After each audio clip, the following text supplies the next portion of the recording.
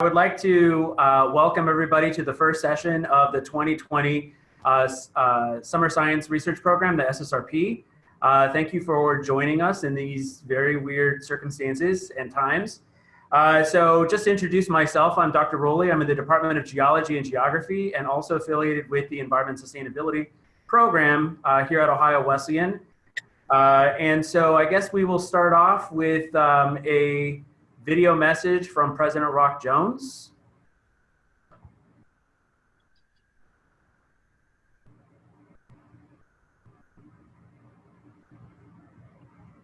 I don't hear anything. I don't hear anything.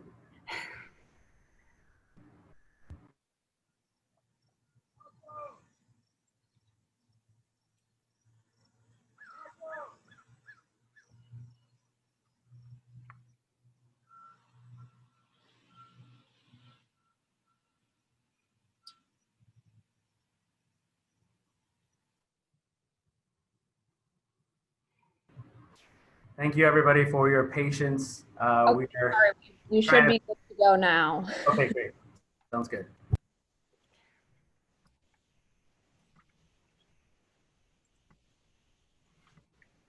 It's a pleasure to welcome you to the annual Patsy Belt Conrades Summer Science Research Symposium. This symposium is funded by a gift from Nancy Schneider in honor of her classmate, Patsy Belt Conrades. Each year, we are pleased to present the work of students who have participated in the Summer Science Research program. That research often happens in laboratories on this campus, but it also happens in laboratories in other parts of the country and even sometimes in other parts of the world. This year, much of that research happened virtually, and our presentation this year comes virtually as well. I hope you will enjoy the opportunity to see the amazing research undertaken by our students through this work. One of the hallmarks of Ohio Wesleyan is its commitment to undergraduate research, particularly in the sciences. And that hallmark has been recognized, including in the recent National Science Foundation doctoral completion study, which found that Ohio Wesleyan students, graduates, are in the top 1% in the country of students who complete degrees in the biological sciences and go on to earn doctoral degrees. We're pleased to welcome you today and to see the work of our students at the annual Summer Science Research Symposium. Thank you. So what I wanted to do now is pivot to having the students provide just a brief introduction of themselves and then about a 3-minute summary of their summer science project. So we'll go ahead and start with Chase Patton. Chase, the floor is yours. Am I just introducing myself or am I presenting now? Doing both the introduction and your project. Okay. Can I share my screen? Yep, you should be able to do that. Hold on, give me 1 second. I don't really know how to do this.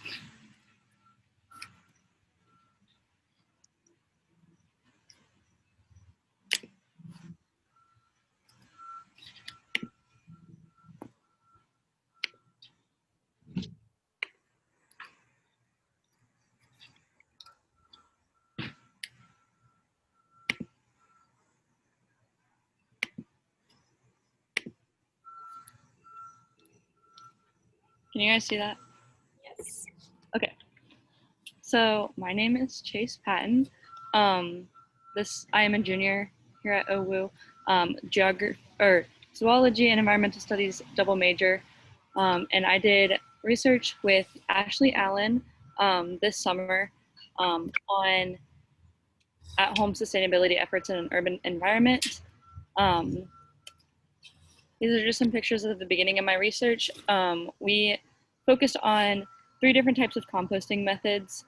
An electric composter, which is the picture that's on the very far left, a tumble composter, which is in the middle, and then vermicomposting, where we used worms to break down food waste, and that is all the way to the right. These methods varied when it came to the type of food waste that could go into each of them, as well as the ease or difficulty of use. And the ultimate factor, the smell test. Some of them were not as pleasant as others. So that was also a big factor in the research. We also then built a garden. We originally had it in two main sections that we split into four, one for each compost and then a control. As you can see in the first two pictures, that's me building the garden and putting the plants in. And then the very far right is when we added on to that, making ultimately 4 sections, one for each of them instead of 2. And then just here's some more pictures of the research. We measured plant growth in height, as well as soil temperature, pH, and the number of vegetables harvested from each plant. We didn't have we're still working on research this fall, but we didn't really have a conclusion of which compost worked the best, but that the composting method really just depends on your lifestyle and how much effort you're willing to put in or not willing to put in. And then this far right picture is one of my favorites. We did find that though the tumble composter and the and the control produce the same amount of tomatoes in the cherry tomato plants. On the very farthest right in my hand are tomatoes from the tumble compost that they did produce significantly larger tomatoes than the regular garden soil. And that's all I have. Cool. Thank you very much, Chase. I don't know how to stop here. All right. So now we will move over to Alyssa Blake, and go ahead and introduce yourself and provide a 3-minute-ish summary of your project. Oh my gosh. Okay. Hi, my name is Alyssa Blake. I am a senior, and I am a pre-professional zoology pre-med major with a minor in chem. So my project over the summer was studying how a chosen tiger reacted to different types of enrichment items and his level of interactions he had with each one. So I was working in Texas at an animal sanctuary to do this. So in many captive species, enrichment is a common approach for addressing and stimulating certain behaviors that they would typically exhibit in the wild. Tigers specifically are known for demonstrating pacing behaviors, which is a sign of distress.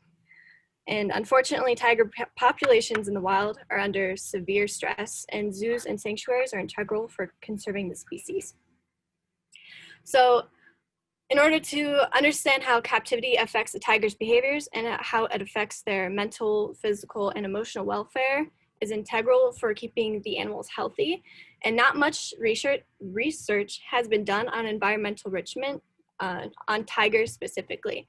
So my project involved coming up with different enrichment ideas and looking at other studies and studying how the tiger, specifically his name was Saber, reacted to each item and how it addressed a typical wild tiger's behaviors. Enrichment items included olfactory, feeding, and novel objects that were placed into his habitat. Out of these 7 items I tried, 1 was completely ignored, another was inspected but not interacted with, and the rest were played with over a large period of time. The first enrichment item was the bubble bath, which was only inspected. The purpose for a bubble bath enrichment is that tigers naturally like water, and by adding bubbles to a natural thing found in the wild, it creates it to be more novel, and it piques their curiosity and hopefully encourages play behavior, except not for Saber. He pawed at the bubbles, but otherwise didn't play with it at all. Boxes with scents or treats inside were also made and put into his enclosure in order to diversify his foods and hunting behaviors. Since processed diets don't require natural foraging tactics or energy expenditure, This has various physiological and psychological implications for tigers, including greater performance of stereotypical behavior found in the wild. All of the enrichment with boxes and treats was observed to be heavily interacted with.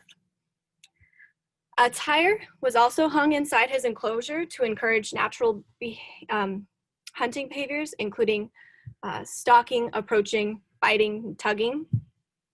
And initially, Saber was unsure of the tire, and during my observations, he continuously swatted at the tire before running away. But a few days later, the tire had to be removed due to his enthusiastic playing, aka he tore it up and it became a choking hazard. Lastly, in many captive environments where tigers occupy the same space, there is a limited need for scent marking and territorial behaviors since there's little olfactory changes. So I added an additional scent. I included catnip on one of his perches to attempt his spraying and patrolling and territorial marking, but he did not care for catnip, which was disturbing. My work was mostly just observational based. This was during my working time, so I had to do work as well as this study, and tiger enrichment behaviors are not widely studied or known. So understanding how tigers interact with different enrichment and novel objects is important for keeping them healthy, especially in zoos and sanctuaries to help conserve the species. And while I focused on a specific tiger, the enrichment items were also given to other tigers and other species in the sanctuary, and with different results. Since tigers' personalities are pretty diverse, and finding and creating new ways for tigers to express their natural instincts while in captivity is important for sanctuaries and zoos to maintain the physiological and physical welfare of the animals. So I was helping with that. Great, thank you very much.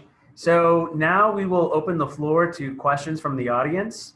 And so what I would say is if you could, if you're an audience member and have a question, if you click on one of the reactions, either a clap or a thumbs up, that'll indicate to me that I can unmute you so that you can address the questions to either Chase or Alyssa or both. And I guess we have our first question. So I guess I don't have the power to unmute.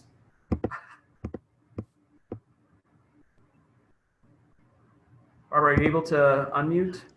Go for it. Oh, great. Yes. Okay.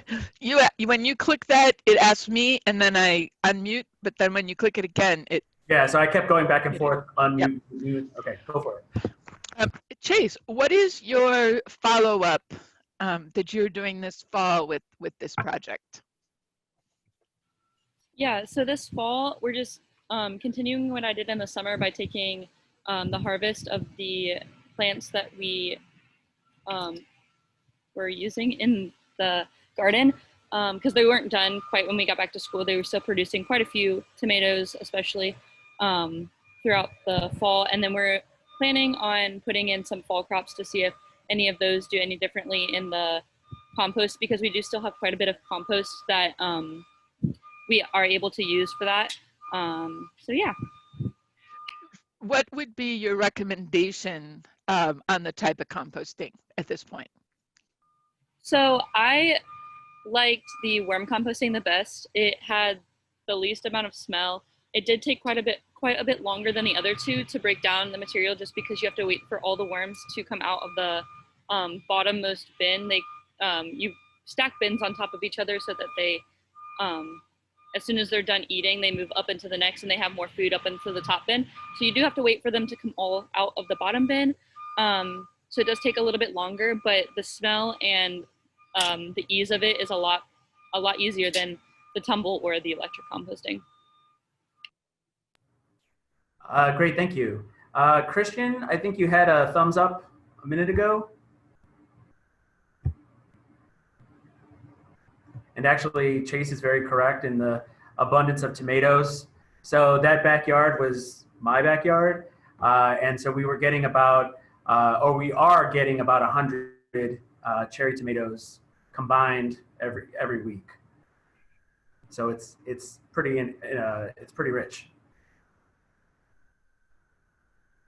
Would anybody else like to ask a quick question before we have to end? So I have a question for both of you.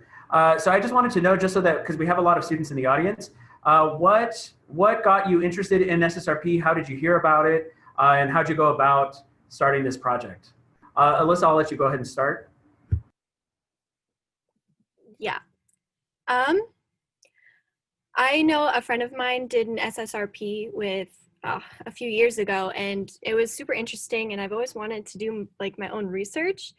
And my project I kind of came up with, I got an internship in Texas to work at a sanctuary, and they were doing a bunch of enrichment programs, and I was curious as to how a tiger would react to each aspect and new things. And like, I had just done animal behavior with Dr. Hankinson, who is overseeing me, and I was interested as to how his behaviors would change. Cool, and go ahead, Chase. What got you interested in SSRP? How did you hear about it? Yeah, so I actually heard about SSRP from my advisor, Ashley. And I was already super interested in composting and anything surrounding environmental studies. I already do composting at my house, but a different kind than the three that I have studied. So it was just another way to study some more composting and get more interested in what I already like. Great, thanks. We have time for one more remaining question. If there's a question from the audience.